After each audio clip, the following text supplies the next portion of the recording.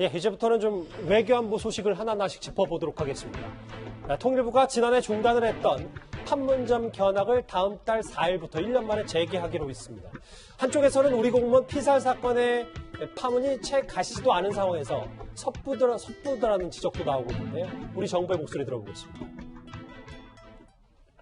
판문점 견학 재개는 판문점 선언과 군사 분야의 합의서대로 판문점의 비무장화와 자유왕래를 실현하는 초석이 되기를 기대하고 있습니다. 판문점 견학 재개와 관련해서 북측과 협의한 바는 없습니다. 견학을 재개하는데 별다른 이상이 없다고, 안전 문제는 없다고 판단하고 있습니다.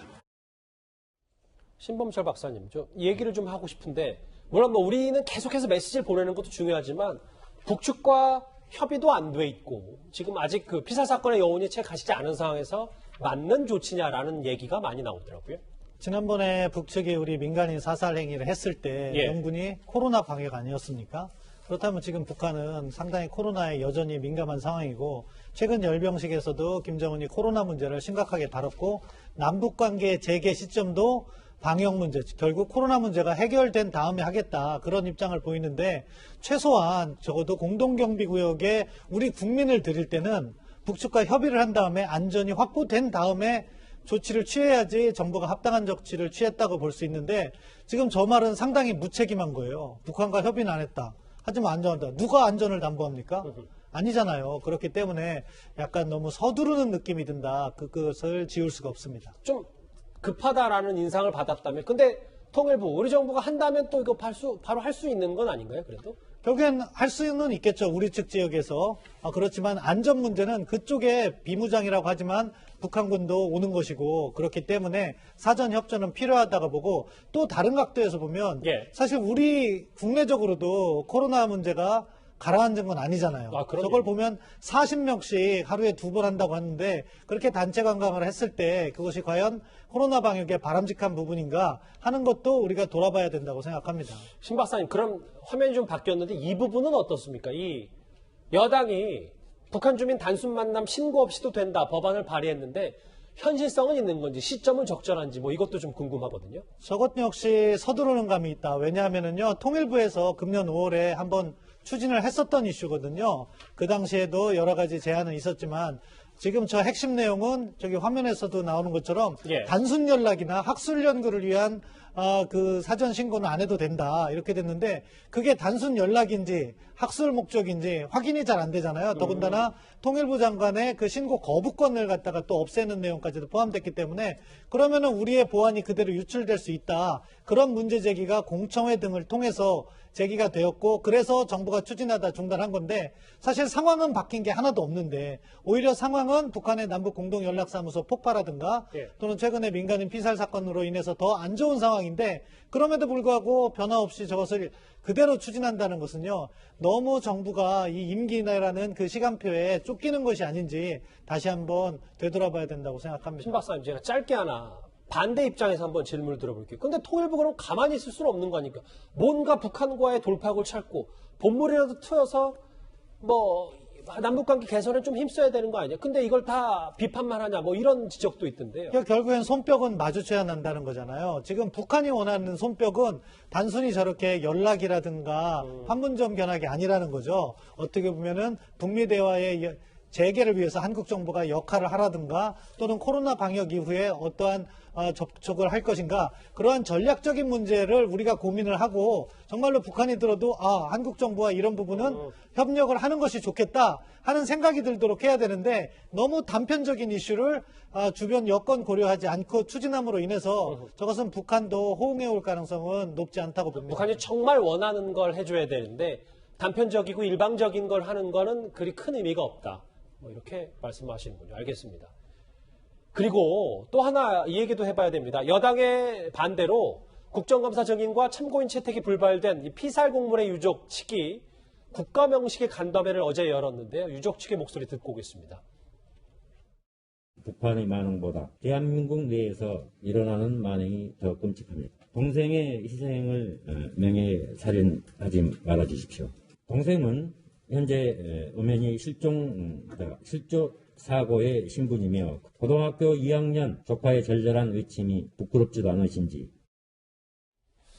글쎄요, 구장 처장이 이제 조금 뭐 관심에서 멀어지려 하니 네. 이제 유족도 계속 다시 목소리를 높일 수밖에 없는 상황인데 네. 아직까지 우리 정부가 뭐 정보 공개라든지 이런 거에 대해서는 유족 측의 얘기를 들어준 건 아직 없는 거 아닙니까? 그렇습니다. 이 뭐 유족의 아들이 문재인 대통령께 편지를 썼고 문재인 대통령이 이제 그거에 대한 답변을 한 뭐 이 이상 아직 진전된 건 없는데요.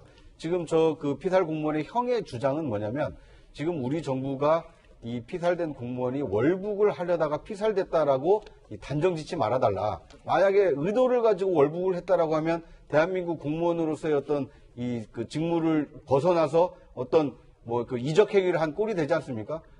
그 후속 조치도 마찬가지로 그 피살 공무원에게 굉장히 불리하게 돌아갈 수밖에 없는 상황입니다. 그렇기 때문에 유족 입장에서는 이걸 월북이라고 단정 짓지 말고 실족에서 그 해류에 의해서 떠내려갈 개연성도 있기 때문에 그런 가능성을 열어놓고 좀 조사를 해달라. 그러니까 유족의 입장을 좀 배려해달라. 이제 이렇게 요구를 하고 있는 것입니다.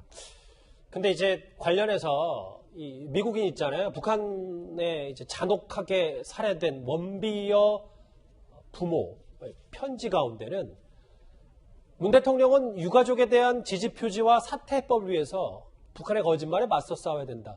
이현정님, 네. 저 메시지는 좀 간단치 않을 것 같아서요. 그러니까 지금 이제 이 유가족들이 이제 오토 엠비어 재단과 함께 지금 유엔 차원에서 이제 진상 규명을 나서고 있는 것인데요. 근데 이제 오토 엠비어 같은 경우는 사실은 이제 이 그 죽음에 대해서 북한에다가 이제 소송을 걸었습니다. 예. 소송을 걸어서 승소를 해서 북한에서 그러니까 미국 내에 있는 북한 자산을 압류를 했어요.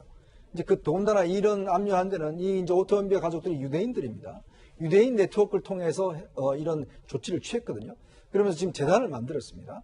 근데 지금 이제 오토 엠비어 지금 부친이 이야기하는 게 뭐냐면 지금 문재인 대통령한테 대통령이 이 문제에 대한 책임을 져야 된다. 즉 국가의 어떤 국민의 생명에 대해서 정부가 나서줘야 되는데 문제는 지금 유가족들이 정부도 지금 월북이라고 해서 아무도 책임지고 있지 않고 국회에 지금 가서 정인도 못하게 하고 그러니까 이제 이렇게 어떤 면에서 보면 국제에 손을 갈 수밖에 없는데 우리 국민이지 않습니까? 어디 가서 하소연을 하겠습니까?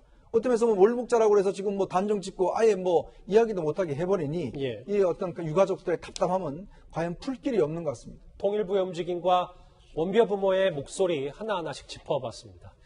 이 소식 여기까지고요. 저희가 추미애 장관의 즉각적인 수사지휘권 발동 조치부터 외교안보 소식까지 저희가 쉼없이 달려와봤는데 관련해서 댓글들이 들어왔습니다. 하나씩 만나보도록 하겠습니다.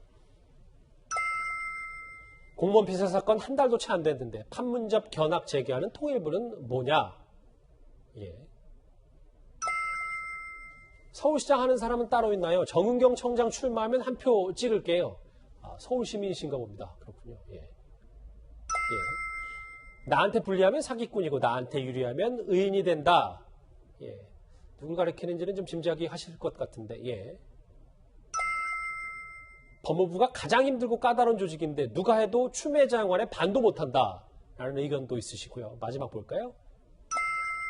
사실 확인 안 된 검사들 실명 거론 국감장은 인권 침해도 되는 자리인가? 오늘 국감장을 또 뼈아프게 비판하신 분도 계십니다. 댓글 5개 감사드리고요. 바로 이어서 실시간 검색어도 만나보도록 하겠습니다.